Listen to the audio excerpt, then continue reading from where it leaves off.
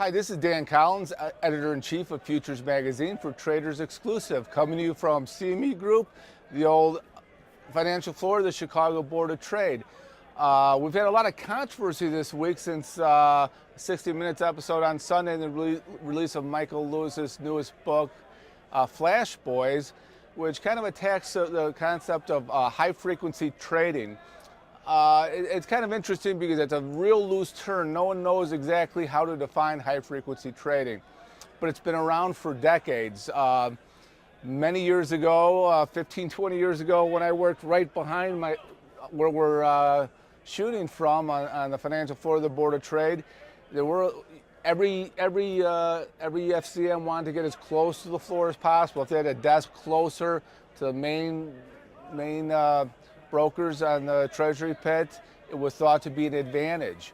I worked at firms where we had direct lines into it. Sometimes people had a headset to a clerk in the pit. We had phone lines directly to large institutional traders that you didn't have to ring, you didn't have to dial, you just picked up. We would quote the market into a squawk box and they'd have it in their office, so they hear the quotes, they pick up the phone, they sell 500. Well, that was a form of high frequency trading. You could do it a lot quicker. And was it an unfair advantage to somebody who was just calling up on a landline, his broker, and the broker was calling? Perhaps, but people paid for it and it was reasonable. Some firms only would allow orders to go through their order desk in an office, who would then have to call down the floor. That caused a delay. So I think there's a great controversy on something that's really misunderstood. I saw Mr. Lewis talk on several shows, and he talked about the market being rigged. That's a pretty strong, language for a market that right now is trading in penny increments, and 15 years ago we're trading in quarters or eighths. It's a much tighter market right now. Now, are there practices that are bad? There certainly are. Futures wrote about payment for order flow in the option space and internalization and whether they should exist. Here in the futures pit, internalization would get someone thrown in jail. You couldn't trade with yourself, but it's allowed in the equity space.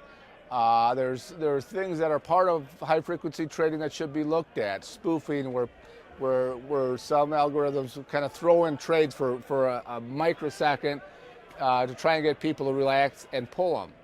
But there are rules in place that can be followed. Nothing wrong with the algorithm, there's nothing wrong with high frequency trading. There are some actions that need to be looked at, whether it's payment for order flow, whether it's spoofing. The kind of basic rule in markets has been that all orders have to be exposed to risk.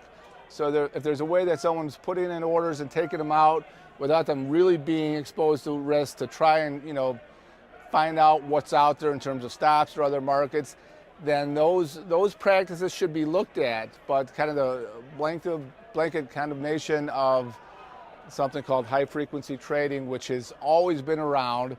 We're in an electronic world and it takes different forms now. But 30 years ago, when we were first putting in the direct phone lines, that gave those customers an advantage over others, and others could take the expense to do it.